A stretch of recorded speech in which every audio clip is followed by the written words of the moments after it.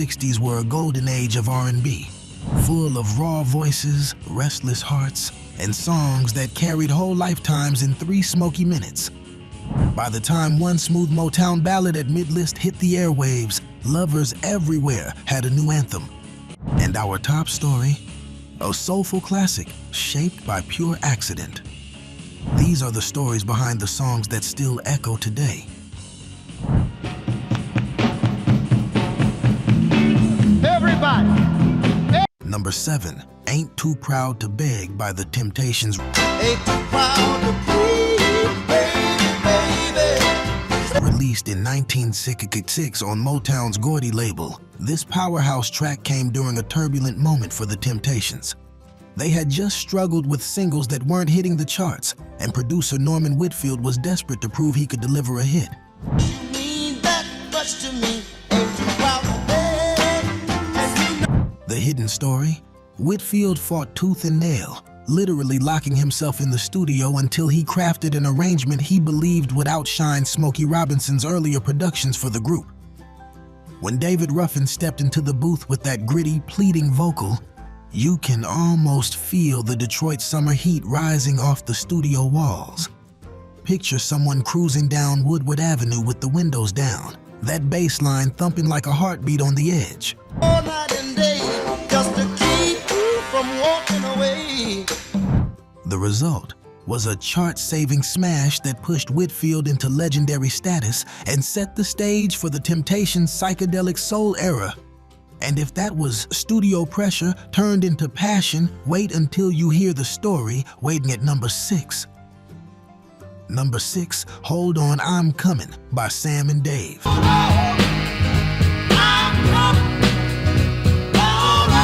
Back in 1966 at Stax Records in Memphis, Sam Moore and Dave Prater were already known for their explosive stage energy.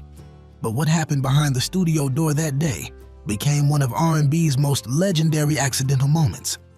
Producer Isaac Hayes and house drummer Al Jackson Jr. had been taking a break, and Sam and Dave were getting restless, calling out, "Man, when are y'all coming?" Lean on me in times of bad, when the day. Hayes shouted back from the bathroom, "Hold on, I'm coming." The room froze because that offhand line hit everyone like lightning. The musicians scrambled back to their spots, and within minutes, the horns, the groove, and that electric call and response melody began taking shape. When you listen, you can feel the grit of a humid Memphis afternoon, the kind that makes the horn section sound like it's sweating right along with you. Now don't you ever be sad. The track raced up the R&B charts and cemented Sam and Dave as the ultimate double dynamite duo.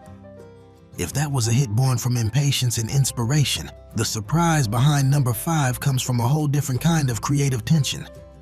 If these behind-the-scenes soul stories are taking you back, hit like. It helps keep this music alive for new generations. And stay tuned. We've still got 5 more untold tales to uncover. Number 5, I Heard It Through the Grapevine by Gladys Knight and the Pips.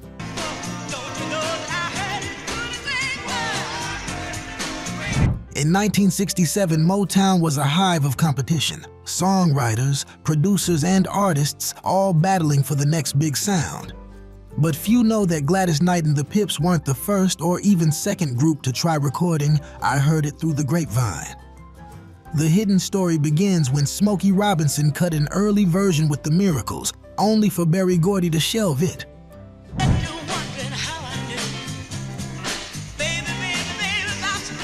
Then Marvin Gaye recorded his now iconic version, and Gordy shelved that too, calling it too dark, too moody.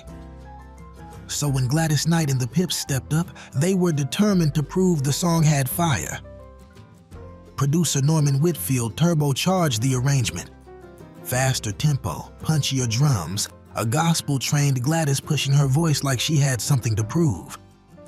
Picture a Saturday night in '67. Neon streetlights glowing on wet sidewalks, radios crackling with excitement as DJs proclaimed this the hottest track to land that season.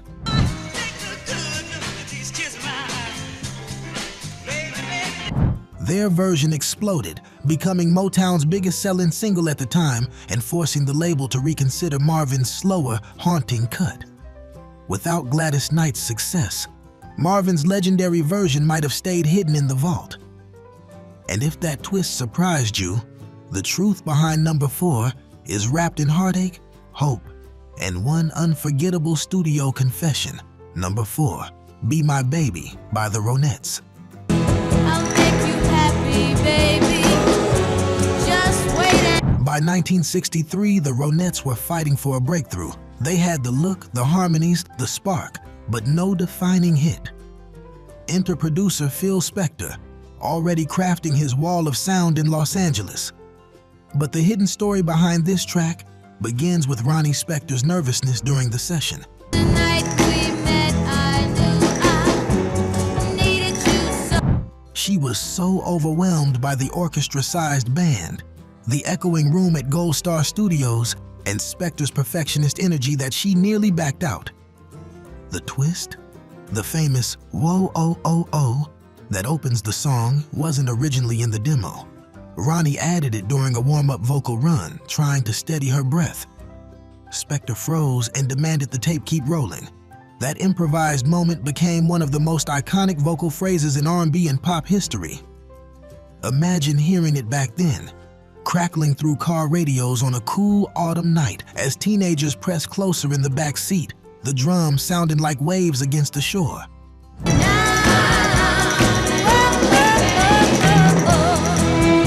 The tracks soared, inspiring everyone from Brian Wilson to Amy Winehouse decades later. And while this song was built on vulnerability turned into velvet, the story waiting at number 3 was born from pure, unstoppable fire. Number 3, In the Midnight Hour by Wilson Pickett. Yeah, in the midnight hour. Oh, baby. In 1965, Wilson Pickett walked into Stax Studios in Memphis with a swagger that could shake the paint off the walls. But behind that, confidence was frustration. Atlantic Records wanted a hit. Pickett wanted full creative control, and the Stax house band wanted to capture lightning in a bottle. The hidden story.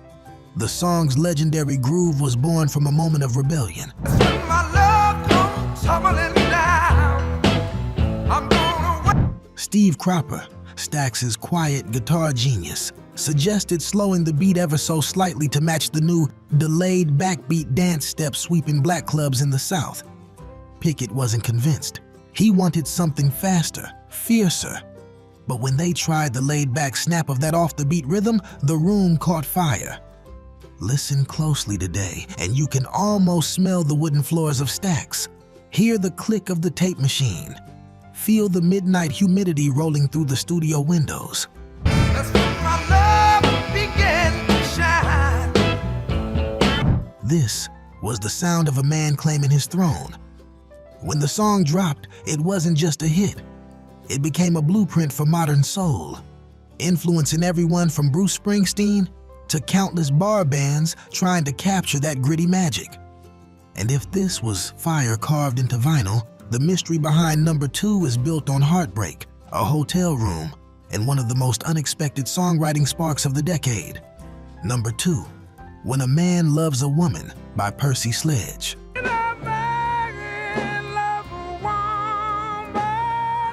In 1966, Percy Sledge was working as a hospital orderly in Alabama, singing on weekends with a local group called the Esquires. But the hidden story behind this timeless ballad begins with heartbreak so raw it nearly broke him.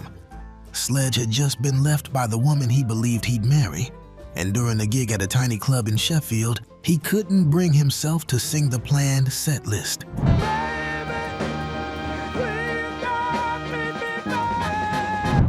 Instead, he stood at the mic and poured out an improvised lament, loose lyrics, trembling voice, every line dripping with pain.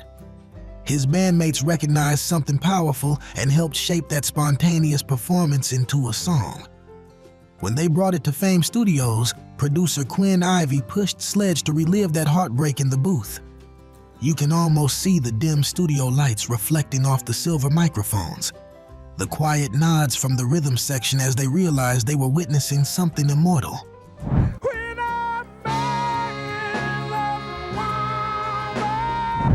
The first take was so emotionally charged that parts of it were kept exactly as they were, including Sledge's wavering phrasing.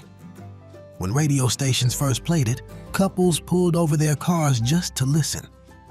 The track soared to #1 and became one of the most cherished soul ballads ever recorded. And if this was sorrow transformed into silk, just wait. Because the final story at #1 comes from a moment no one expected, a studio session that started as chaos and ended in musical history. #1, Sitting on the Dock of the Bay by Otis Redding. So I'm just gonna sit on the dock of the bay. In 1967, Otis Redding was already a titan of soul, the kind of voice that could shake a room and soothe a heart in the same breath. But the hidden story behind his most famous recording is nothing like the fiery tracks that made him a star.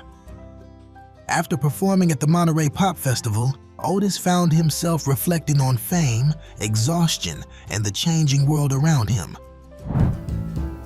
Watching the ships roll in. He visited Sausalito, California, and while sitting near the bay, literally looking out at the water, he scribbled early lines of a song that felt more like a sigh than a shout. Back in Memphis, guitarist and co-writer Steve Cropper helped shape the melody, but the real surprise came in the studio. Otis began whistling the outro simply as a placeholder, planning to write lyrics later. Tragically, he passed away in a plane crash before he could finish the final lines. Cropper chose to keep the whistle exactly as it was, that soft, drifting outro born from an unfinished thought. Just to make this dock my home. Became one of the most iconic moments in all of R&B. When the track hit the airwaves in '68, you could almost see America pausing. Truckers rolling down I-40 turned up their dials. Teenagers sat still in their bedrooms, and even DJs took quiet breaths between words. The song became the first posthumous #1 single in Billboard history, a gentle masterpiece that felt like Otis saying goodbye in the only language he knew, music. If every story before this was about fire, sweat, and lightning, this one is pure stillness, and a reminder of how fragile brilliance can be. From studio accidents to whispered confessions, these hidden stories show just how much magic, mystery, and sheer humanity shaped R&B in the 1960s. Thanks for joining us on this soul stroll. Subscribe to keep the groove alive and never miss the next deep dive. And on the end screen, tap the next video. R&B greatest bands, where are they now? And 12 bands from '70s. And let's keep the rhythm rolling.